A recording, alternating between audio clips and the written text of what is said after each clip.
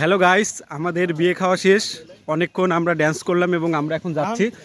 আমার সব শ্রদ্ধেয় বড় ভাই বন্ধু সবাই আছে, দেখেন আপনারা সবাই। স্বাগত জানান রে ভাই। আমাদের এক ঐতিহাসিক বিয়ে হলো এটা, আমাদের অনেক স্মৃতিতে থাকবে। এটা অবিস্মরণীয় একটা ঘটনা। 3.5 কিলো হাঁটতে হবে, প্রায় 3.5 কিলো থেকে 4 কিলোমিটারের মতো আমরা হেঁটে আসছি। এটা অনেক বড় একটা অভিজ্ঞতা আমাদের জন্য। হাইস আমাদের ওয়াইট করতেছে। হ্যাঁ ভাই, আমাদের মাঝে কিছু বলবে, আপনি বলেন। আমরা অনেক ত্যাগ মধ্যে আজকে আমরা একটা বিয়ে খাইতে আসছি আমাদের অলিকের। আমরা আসছি হাইস দিয়ে, বাট হাইসটা আমাদেরকে রাখতে হয়েছে 3.5 কিলো দূরে। তারপর আমরা হেঁটে হেঁটে যাচ্ছি, এখন মেঠো পথে আমরা হেঁটে হেঁটে যাচ্ছি। বিয়ে খাওয়া শেষ, এই গ্রাম বাংলা ঐতিহ্য। আমি খুব মজা পাচ্ছি। হ্যালো গাইস, আমাদের হাই বন্ধুরা, গ্রামটা খুব সুন্দর, আমাকে খুব ভালো লাগছে। শুধু বেড়ানোর জন্যই ভালো, আপনারা যেন কখনো থাকার জন্য একবার আসেন না। বেড়াতে হলে আসবেন, তাছাড়া থাকার জন্য হলে এখানে থাকতে পারবেন না। হ্যালো গাইস, আমাদের মধ্যে আমাদের প্রিয় আপু কথা বলছে। প্রিয় আপু কথা বলছে। সুন্দর, সেই ভালো পরিবেশ, মনোরম পরিবেশ, কিন্তু বাট একবারে থাকার জন্য না, শুধু বেড়ানোর জন্য। গাইস, এখন আমাদের মধ্যে জুয়েল ভাই কিছু বলবে, আপনারা শুনেন কি বলে। গাইস, আসলে আমাদের বড় আপু বলে গেছে যে এখানে থাকার মতো পরিবেশ নাই, কিন্তু এটা সম্পূর্ণ মিথ্যা কথা।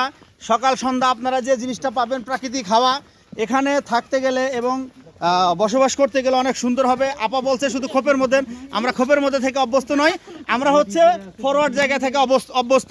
তাই আপনাদেরকে দৃষ্টি আকর্ষণ করব, যদি কারো বিয়ে করতে হয় তাহলে এদিকে চলে আসবেন, সিরাজগঞ্জের উল্লাপাড়ায় বলাইগাতি গ্রামে।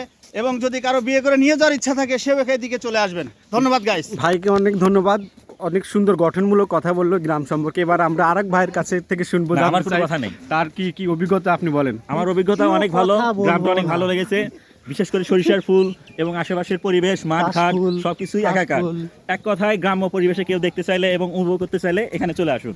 আচ্ছা, আমাদের মাঝে আমাদের আরেক বড় ভাই, প্রিয় ভাই বলবে কিছু, বলেন। কেউ কথা বলবো না ভাই, কোনো কথা বলতে চাচ্ছে না। এখন আমার প্রিয় ভাই মিঠুন ভাই, তার মুখ থেকে আমি কিছু শুনতে চাই। আসসালামু আলাইকুম বড় ভাইরা, কেমন আছেন? আশা করি সবাই ভালো আছে। আর আমি যেখানে আসলাম উল্লাপাড়া, সেখানের প্রাকৃতিক পরিবেশগুলো অনেক সুন্দর, আপনারা চাইলে আসতে পারেন, কিন্তু থাকার মতো ভাই এবার আপনি কিছু বলেন, আপনার অভিজ্ঞতা শেয়ার করেন। আসলে এই গ্রামটা এত সুন্দর লাগছে, ন্যাচারাল পরিবেশ, এইরকম জায়গা কোনো জায়গা দেখিনি, আজকে ফার্স্ট টাইম দেখলাম। খুবই সুন্দর লেগেছেন এবং মনোরম পরিবেশ। থ্যাংক ইউ, ধন্যবাদ। আসসালামু আলাইকুম। বলেন কি দেখেন, আসলে আমাদের গ্রাম্য যে ঐতিহ্য নৌকো, আমাদের নৌকা বাইস হয়, সেই নৌকাগুলো এখানে সারিবদ্ধ বা বেঁধে রাখা হয়েছে। এবং এই যে জলাশয়টা আসলে অনেক হাঁস, এবং ওই যে আমরা দেখতে পাচ্ছি বক, সাদা যে বড় বড় বকগুলো আছে, বকগুলো মাছ ধরে তারা খাচ্ছে এখান থেকে।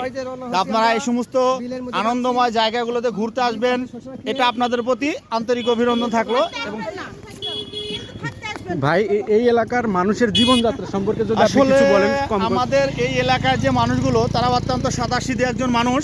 তারা দেখা যায় সকালে রান্না করবে, খাওয়া দাওয়া করবে, সারাদিন মাঠে কাজ করবে, আবার সন্ধ্যাবেলা আসবে, বউ ছেলে নিয়ে খাওয়া দাওয়া করে তারা নিদ্রায় চলে যাবে। এটাই হলো তাদের মূল মানে জীবনের স্ট্রাকচার। তা আসলে যদি সহজ সরলভাবে জীবনযাপন করতে চান, সেক্ষেত্রে আমাদের এই প্রকৃতির গ্রাম এবং এই প্রকৃতিতে বলাই গ্রামে এদিকে আসতে হবে। উল্লাপাড়া সিরাজগঞ্জের একটা উল্লেখযোগ্য জায়গা হচ্ছে বলাই গ্রাম। তো আপনারা এদিকে চলে আসবেন। এই যে সরষা, তারপর বিভিন্ন ধরনের আলু, মরিচ, পেঁয়াজ, সব ধরনের চাষাবাদ এদিকে হয়। যাই হোক গাইস, আমাদের ফুল এপিসোডটা ঠিকভাবে দেখাতে পারলাম না, কিন্তু আসার সময় আমি আমাদের সবার থেকে কিছু কথা শুনলাম, তাদের অভিজ্ঞতা। এটা অনেক সুন্দর, আপনারা দেখেন এখানকার ভিউগুলো অনেক সুন্দর। আরেক কথা আপনাকে জানাবো যে এটা আমার জানানোর কোনো কথাই না, ঠিক আছে।